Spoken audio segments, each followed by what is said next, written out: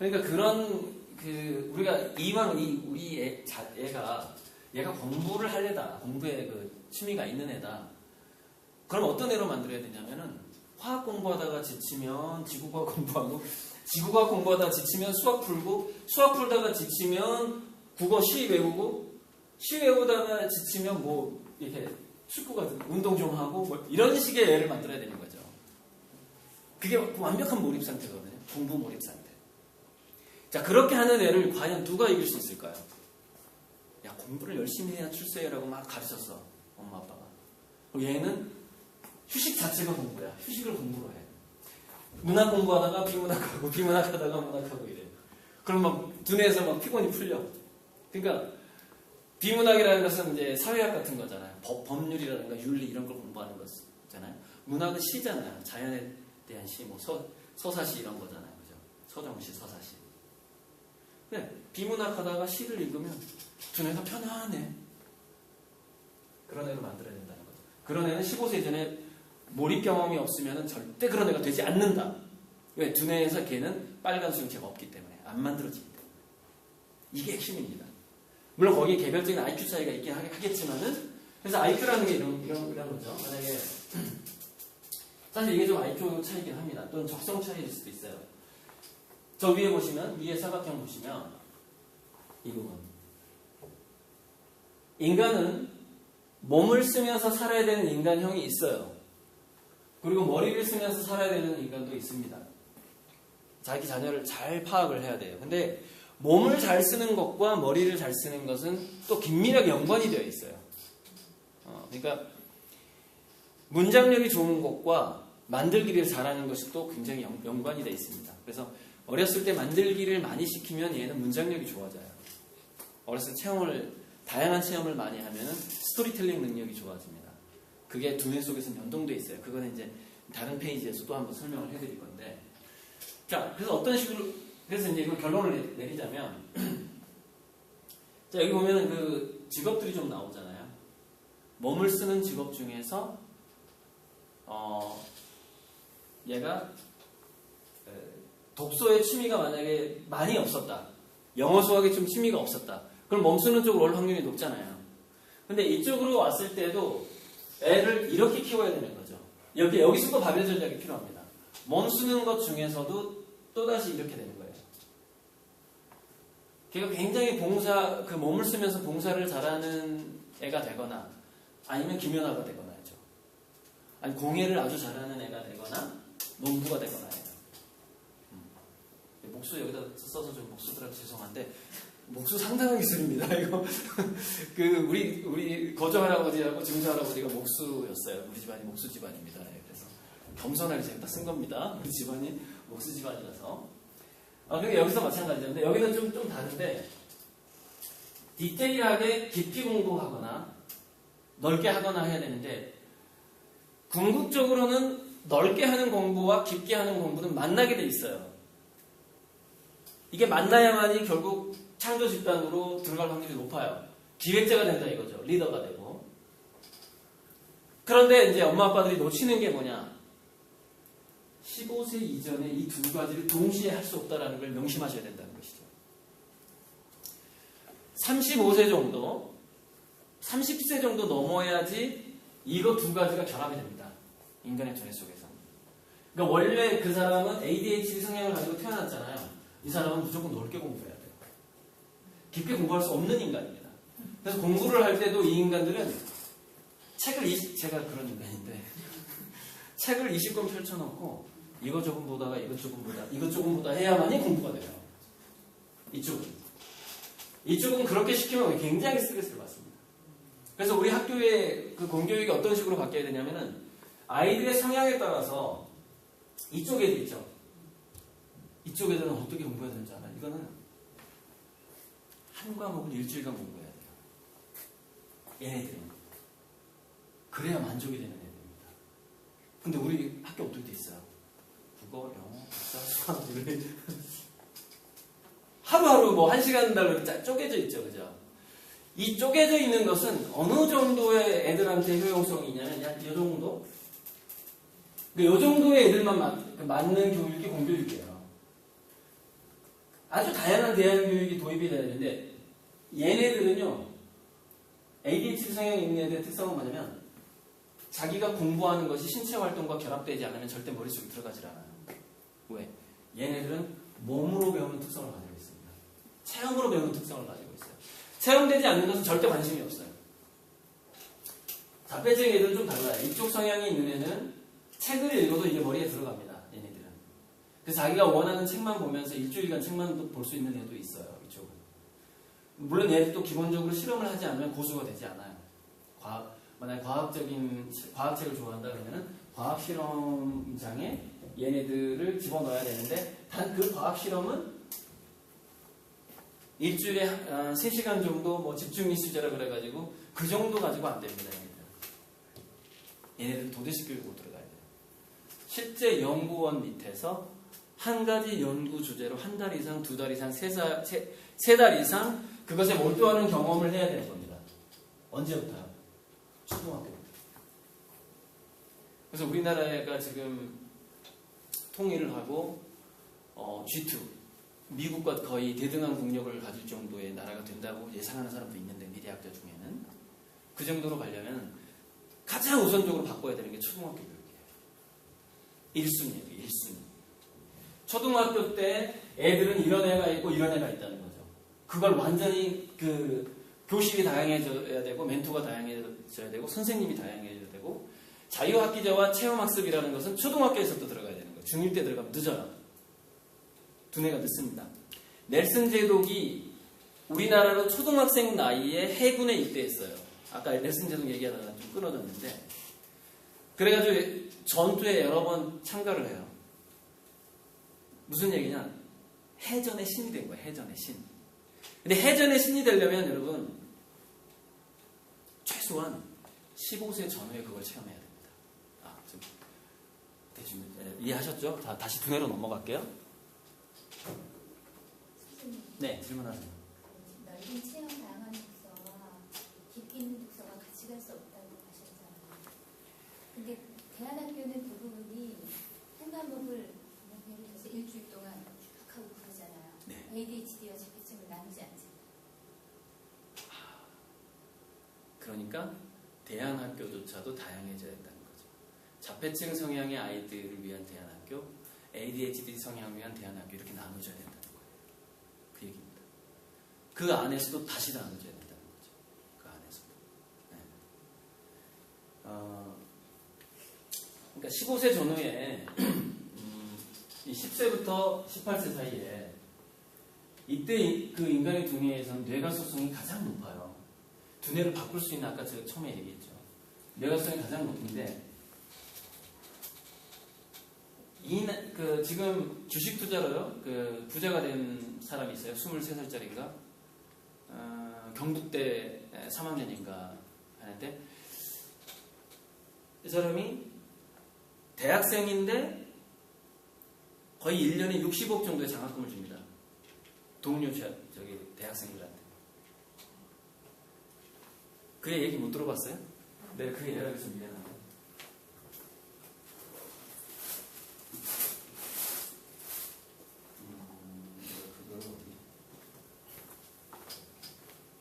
제가 어떤 가방에다 넣어놨는데 그 친구 기사를 지금 없네요. 그래서 어떻게 얘는 주식으로 지금 현재 그 자산 260억이래요. 초등학교 3학년 아니 대학교 3학년인데 그래서 어렸을 때 좀 배도 고파봤고 그래서 계속 자선 사업을 하고 자기는 유학을 떠날 건데 이제 더 이상 주식 투자는 그만하고 또 공부를 하겠다. 유학을 가는데 자기가 번 전 재산을 매년 한 60억 정도씩 쓸 수 있도록 소진하면서 쓸 수 있도록 장학금으로 다 내놓고 갑니다. 유학을. 멋지죠? 이런 애를 어떻게 키웠을까요? 그 아빠가 15살에 주식 투자를 가르칩니다. 애한테.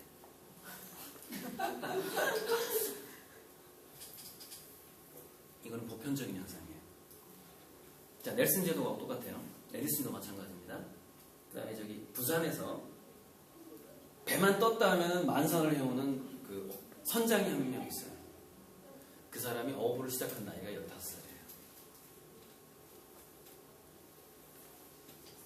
아까 제가 바벨 전략에서 암묵지를 굉장히 중요시 여겼는데 인간이 굉장히 세세한 부분까지 그 말로 표현할 수 없는 정도까지 디테일한 어떤 지능을 만들 수 있는 나이가 10세에서 18세 정도 사이예요. 이때 실제 현장에서 그걸 경험하지 않으면 그게 만들어지지 않습니다. 예. 그러니까 15세경에 주식 투자를 공부하지 않으면 25살이 넘어서도 주식의 고수가 안 된다는 얘기예요. 이게 현재 우리 교육이 빼먹고 있는 겁니다. 두뇌 가독성이 가장 높고 이때 그것을 직접 도대식 경험을 직접 하지 않으면 독일의 마이스터제가 그래서 어느 정도 좋은 게 그겁니다. 이 나이 때 그 체험을 하거든요. 그래서 독일에는 특허도 그렇게 특허도 한 4등인가 그래요. 전 세계 특허 순위에서. 그리고 또 뭐냐면 별로 경쟁력 있는 기업도 없어요. 독일은. 근데 경제가 너무 탄탄해요. 물론 이제 유로화 문제도 있긴 하지만 그거 말고 그래서 독일 경제를 뒷받침하고 있는 게 뭐라고 그래요? 히든 챔피언. 3,000개의 엄청난 세계 1위의 중소기업이 3,000개가 넘어요. 어떻게 독일은 그런 나라가 됐을까요? 마이스터 제도 때문에 도대식 교육이 아직 살아남아 있습니다. 독일에는. 그래서 이 나이대 애들이 실제 현장에서 공부를 해요. 독일은. 그래서 3,000개 히든 챔피언이 나와 있는 겁니다. 그러니까 우리 교육에 그 독일식 이 나이대의 실제 현장을 체험하는 교육이 도입되지 않으면 그래서 제가 자유학기제는 몇 살부터 해야 된다고요? 초등학교 5학년 때부터. 고3 때까지 쭉. 그렇게 하지 않으면 우리나라에도 히든 챔피언들이 폭발적으로 증가할 수가 없습니다. 왜? 이 나이대가 아니면 그 두뇌를 만들 수가 없기 때문에. 불가능해요. 그리고 그런 사례는 굉장히 많은데 곳곳에 많아요. 예를 들어서 그 장인, 특히 음악가 쪽으로 넘어가 버리면요. 얘네들은 5살 전후에 그 음악을 접하거든요. 5살 전후에 바이올린을 접한다고요. 그리고 이게 그 두뇌가요. 자, 기타. 여러분 이 중에서 기타 배워보신 분 있을 텐데 절대음감이라는 게 있습니다. 무슨 얘기냐면 저는 기타를 좀 늦게 배웠어요. 그러니까 중3 거의 다 돼서 집중적으로 하진 않았고 아무튼 중학생 때쯤에 좀 접했던 것 같은데 기타를 초등학교 때 접하게 되잖아요. 그러면은 코드가 온몸에 입력이 돼버립니다. 두뇌에서 암묵지가 돼버리죠. 그래서 그냥 길거리에서 누가 노래를 부르잖아요. 이렇게. 그럼 반주가 저절로 돼요. 그 사람의 노래소리가 나의 머리로 전달돼서 이게 A 코드인지 F 코드인지 F 샵인지 이게 저절로 손가락이 움직이는 사람이 돼요. 김태형 같은 사람이 이제 그런 사람이죠. 들으면 코드가 바로 잡히는 거예요. 그리고 코드가 그냥 떠올라 머릿속에서. 근데 그거를 이 나이대가 넘어버리잖아요. 넘어서 기타를 배우잖아요. 악보로 외워서 기타를 쳐야 돼요. 안 돼요. 결정적 시기가 있다는 겁니다. 인간은 어떤 분야에서 고수가 되려면 15세 전후까지 그 고수 체험을 해야 된다는 거예요. 그래서 다시 바벨 전략으로 돌아갔을 때 그러면은 15세 전후에 고수 체험을 하지 않으면 어떻게 될까요? 인공지능한테 항상 지는 정도의 능력밖에 못 가져요. 그래서 이제 어떤 학부모가 이런 좀 위험한 얘기를 하더라고요. 무슨 얘기를 했냐면 자기 애가 자폐증인데 유치원부터 문제가 발생을 했다는 거예요. 자폐증 애들은 ADHD 애들은 이제 너무 이렇게 산만해서 문제가 되는데 자폐증 애들은 소통이 안 돼서 문제가 돼요. 그러니까 친구가 뭘 원하는지 몰라요. 자기가 하는 것만 계속 하려고 하거든요. 그러면서 이제 그게 문제가 되는데 그래서 대인관계 지능도 좀 사회성도 좀 넓히고 싶고 여러 가지 얘기를 해요. 그러면서 자기가 누구한테 이런 걸 배웠다고 얘기를 하더라고요. 집중은 자기가 싫어하는 것에 집중할 수 있는 게 진짜 집중이라고 하던데요. 이 얘기가 나오는 거예요. 자, 이 패러다임, 이 생각이 어디서 지금 전수가 된 거예요? 그러니까 오랫동안 우리 공교육에서 전수가 된 거예요. 하기 싫은 것도 할 수 있어야 돼. 이거 우리 할아버지 할머니한테 많이 들었죠. 너가 하기 싫어하는 걸 이게 잘할 수 있어야지 너가 성공해, 출세해. 그 인내력 있어야 참을 수 있어야 돼. 이게 우리한테 주입돼 있단 말이에요. 이걸 버려야 돼요. 이걸 버려야 돼요. 왜 그러냐면, 자, 집중이 두 종류가 있어요. 하나는 집중이라고 그러고 하나는 몰입이라고 하는 겁니다. 집중과 몰입의 차이는 뭐냐면, 몰입은 순수하게 자기 결정적으로 내가 그것에 집중하고 싶어서 시작을 했는데 몰입 상태가 된 거예요. 집중은 뭐냐면은 내가 집중해야 되는 게 생긴 거야. 그냥 이게 엄마가 시킨 건지 선생님이 시킨 건지 나도 잘 모르겠어. 일단은 이상하게 사회적으로 이걸 누가 이걸 뭘 하라고 그래. 이왕 할 바에는 집중을 해보자. 그게 집중 상태예요. 근데 이 두 상태가 마지막에 어디서 차이가 나게 되냐면, 그게 장시간 오래되거든요. 근데 그게 이제 마지막 그 피크점이 있을 거 아니에요. 그 불꽃놀이 하듯이 그게 결과를 맺어야 되는 점이 있을 거 아니에요. 근데 타인 주도형 집중은 타인이 주도한 것에 집중하는 것이 습관화된 애들은 이 98점에서 100점이 안 된다는 거예요. 잘 2%를 뛰어넘지를 못해요. 집중도가. 근데 98점에서 100점 몰입 100점이 안 되면 어떤 문제가 생기냐면, 자, 이쪽 자기가 좋아서 몰입하는 경험을 했던 애들은 98점에서 100점까지 그냥 뛰어넘는다는 거죠. 그래서 항상 얘네들은 그러니까 자기가 싫어하는 것에 집중하는 것을 훈련받은 애들은 항상 98점이야. 근데 자기가 처음부터 좋아했던 것에서 집중했던 경험이 있는 애들은 100점까지 99점을 넘어. 그죠? 1% 차이죠. 이 1% 차이가 창의성의 차이입니다. 아주 심플하게. 창의성은 그 1%가 만든 거예요. 1, 2%. 그래서 이 98점밖에 안 되는 애들, 그 집중력이 좋긴 좋아. 근데 98점밖에 안 돼. 실업자 되는 거야. 가까운 미래 실업자가 되는 겁니다. 그래서 제가 바벨 전략을 지금 얘기하는 거예요. 자녀가 뭔가에 몰입했을 때는 확실하게 써요. 근데 이제 자녀가 ADHD다. 이것도 관심 있고 저것도 보면은 그 아이가 뭔가 하나를 결정하는 데 좀 오래 걸려요. 엄마 나 확실하게 이거 할래가 자꾸 바뀌어. ADHD 관심이 넓으니까 레이더망이 넓어요. 걔네들이 하나를 선정하는 때가 언제냐면 중3 때쯤입니다. 중학교 2, 3학년 때까지 기다려야 돼요. 너는 왜 하나를 이렇게 진득하게 못하고 말이야 이러잖아요. 근데 원래 그런 두뇌가 아닌데 어떡할 거야 걔가. 그렇게 안 타고났는데. 그렇게 안 타고난 애들이 상당히 많은데 어떡할 거예요. ADHD 성향을 타고난 애들이요 25%입니다. 퍼센티지가. 그 중에서 좀 심한 ADHD가 15%예요. 극심한 애들이 5% 이렇게 되는 거죠. 그래서 이 15% 이내의 애들은요, 지금 현재 교실에서 교육을 시키면 안 됩니다. 어떤 식으로 교육을 시키냐면, 운동장에서 공을 차는데 영어 회화가 스피커로 나와야 돼요. 아시겠죠? 공 차다가 쉬면서, 영어 회화 딱 듣고, 또 공 차다가 쉬면서 영어, 이래야 된다니까요. 그게 왜냐면은, 얘네들은 다양한 두뇌를 활성화시키고자 하는 욕구를 타고났기 때문에 몸도 움직여야 되고 감각도 충족시켜줘야 되고 그 상태에서 언어가 들어와야 됩니다. 근데 얘네들 딱 앉혀놓고 헤드폰을 딱 헤드셋을 딱 끼운 다음에 너 영어 공부해. 그러면 어떻게 되는지 알아요? 그때부터 몸을 떨기 시작하고 이걸로 책상을 두드리기 시작합니다. 이렇게. 그게 ADHD의 성향이고 그 성향은 30살이 되기 전에 절대 바뀌지 않습니다. 그 애들을 데리고 만약에 병원에 가면 이제 더 치명적이야. 병원에 가면 이제 도파민을 조절해주는 암페타민 종류의 약이 있어요.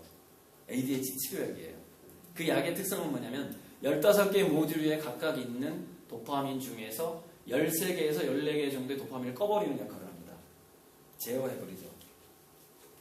그리고서 가장 메인 활동에만 집중하게 해주는 약이에요. 자, 걔네 그래서 15세 이전에 ADHD 약을 먹어버리면 그 이후에 어떤 현상이 발생하느냐? 진짜 몰입해야 될 나이는 30살 이후잖아요. 30살 이후에 내가 진짜 어렸을 때 내가 ADHD 치료를 인지행동 치료, 놀이 치료가 아니라 약으로 치료를 받았어. 정신과에서 예를 들어서. 25살이 넘어서 이제 진짜 얘가 직장에 딱 갔어. 근데 ADHD 성향이 있는 애들이 원래 창의성이 더 좋아요. 레이더망이 넓기 때문에 그래요. 그래서 틈새를 잘 발견하고 새로운 아이템을 잘 발견합니다. 근데 얘네들이 약을 먹어버렸네. 중고등학교 때. 그러면 다른 모듈에서 억지로 도파민을 다운시키는 치료를 받아버렸잖아요. 그게 체질화가 돼요. 그래서 30살 이후에 직장에서는 창의성을 발휘할 때는 융복합적이거든요. 그러니까 중고등학교 때까지의 창의성하고 또는 대학교 때까지 창의성하고 달라요. 현장의 창의성은 다양한 요소를 컨트롤할 수 있어야만이 창의성이 발휘가 됩니다. 근데 얘가 다양한 요소의 도파민이 충분히 나오는 것을 약을 먹음으로써 제어를 당해버렸잖아요. 중고등학교 때까지. 그래서 현장에 딱 나가서 다양한 요소에서 이제 도파민이 활성화되면서 두뇌에 있는 15개 모듈이 하나로 모이면서 뭔가 실제 현장을 해결할 수 있는 창의성이 나와야 되는 나이가 됐어요. 그게 안 됩니다.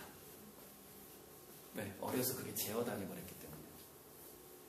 그러니까 15세 이전에는 그 15개의 모듈이 다 연결이 안 돼 있어요. 이 전전두엽 이성하고 연결이 안 돼 있다 이거예요. 그 연결은 30살 넘어야 연결이 된다 이거예요. 35세 정도 되면 더 되고 45세가 되면 더 연결이 잘 됩니다. 근데 약을 먹었어요. 그럼 연결이 안 되기 시작해요. 그럼 어떻게 되느냐? 대부분 ADHD 성향이 있는 애들은 장사꾼 체질이고 굉장히 좋은 사업을 일으킬 만한 창의력을 타고난 애들입니다. 창업을 못하는 애가 되고 취직도 못하고 창업도 못하게 돼요. 그러니까 이게 굉장히 저는 이게 제가 유튜브에 올리잖아요. 그죠? 이거요. 미래의 어떤 학자가 검증할 겁니다. 청소년기에 ADHD 약을 먹게 되면은 이 아이들이 30대, 40대 때 어떤 효과가 있는가가 미래 학자가 증명을 할 거라고요. 저는 굉장히 많은 부분을 공부를 했기 때문에 이걸 지금 단언하듯이 얘기할 수가 있는 거예요. 미래에 그 피해가 오게 된다는 거죠. 그래서 ADHD는 질병이 아니라 특수한 능력을 가지고 태어난 두뇌일 뿐이에요. 그래서 그 아이들에 맞게 공교육이 맞춰줘야 되는 것이지 그 아이들을 교실에 맞추는 것은 굉장히 위험한 발상입니다. 이건 국가가 망하는 짓이에요. 왜냐하면 걔네들이 신사업을 창업하는 두뇌를 가지고 있기 때문에 그래요. 두뇌 성향 자체가. 원래 비즈니스맨이고 창업을 하는 두뇌가 ADHD 성향이 있는 애들. 자폐증에 가까운 애들은 창업 못합니다. 걔네들은 누구 밑에서 연구하는 역할밖에 못해요. 그래서 CEO는 산만한 애들이 되는 것이고요. 밑에서 시다발이하고 야 뭐 하면 시킨 대로 하는 애들은 공부 잘했던 애들이 되는 거예요. 그래서 여러분 초등학교 동창회 한번 가보세요. 저 뒤에서 껄렁껄렁하고 말 안 듣던 애 갑자기 사장이 돼 있네. 부하 직원이 몇 명이래. 그럼 많이 보셨죠? 인간의 두뇌는 어쩔 수 없는 겁니다. 걔네들은 사장이 될 운명으로 타고났기 때문에 그래요. 두뇌 자체가. 그 기질을 죽이지 말라는 거예요. 어렸을 때. 그 기질을 아주 죽이기 좋도록 현재 우리 교육이 가고 있고, 문제는 절대 정치인은 우리나라의 공교육에 칼질을 할 수가 없다는 겁니다. 향후 아마 30년간 칼질 못할걸요. 근데 여러분들 자녀가 30년 후에는 경쟁력을 갖춰야만 하는 때가 온다는 거죠. 그래서 지금 제가 얘기하는 바벨 전략, 그리고 제 유튜브 강의, 다른 강의가 또 되게 많아요. 오늘 지금 몇 시씩 됐죠? 지금 벌써 시간 끝났잖아, 지금. 좀 얘기하니까 벌써 1시간 반 딱 지나가버리죠. 그러니까 유튜브 강의에 지금 100시간 이상의 제 강의가 있어요. 100시간 이상. 그래서 제가 일부러 제목을 자세하게 달아놓습니다. 왜? 자기 아이랑 맞는 걸 찾으라고. 아주 자세하게, 최대한 길게 달아놔요. 이렇게 검색해서 제 강의를 보충해 주시고, 이제 앞으로 이제 질문 시간으로 넘어갈게요. 질문으로. 네, 그러면요.